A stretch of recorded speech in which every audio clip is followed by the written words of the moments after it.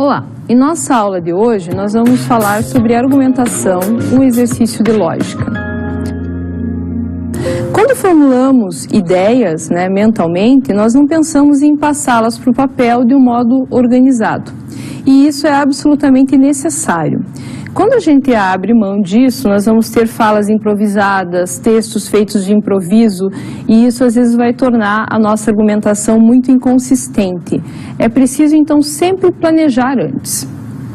E como fazer esse planejamento?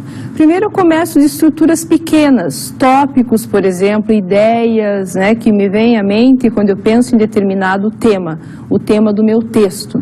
E daí eu organizo esses tópicos numa ordem que seja adequada para colocá-lo em forma de texto e depois pensar numa posterior fala. Mas primeiro o texto vai ser o meu esboço, na verdade.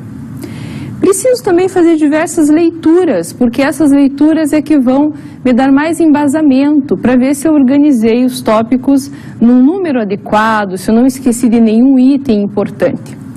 E além disso, eu preciso fazer revisão, não só do próprio texto, se está articulado, se a ordem está adequada, se não há erros graves ou básicos, mas revisar os argumentos que eu escolhi para apresentar no meu texto. A ordem a ser seguida, então, numa argumentação, sempre começa do raciocínio, depois a produção do texto. E eu posso parar na produção do texto, desde que ela seja bem feita e bem pensada, se eu tiver apenas como finalidade uma argumentação escrita. Mas e se eu preciso transformar isso numa fala?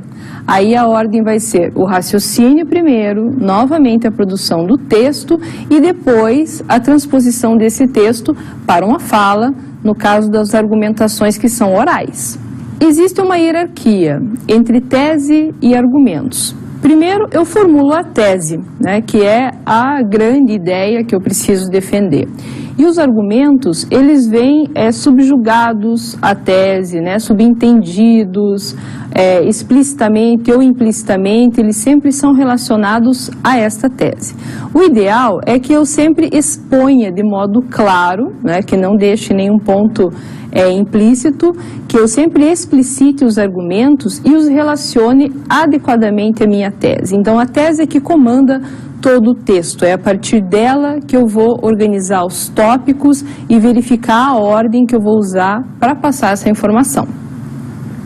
As teses sobre um texto lido, geralmente elas vêm de outras leituras que nós fazemos. O nosso texto vai ser lido por um público, mas nós já lemos em jornais, sites, revistas, ou ouvimos alguma informação e formulamos teses, porque a gente responde aquilo que lê, Então a gente formula pensamentos, concordamos, discordamos, e justamente vai ser um momento em que eu vou criar um ponto de vista, criar opiniões. E quando eu passo essa tese organizada, inclusive com os seus argumentos para o meu público, eu estou justamente debatendo aquele primeiro texto que eu li, no jornal, na revista ou no site.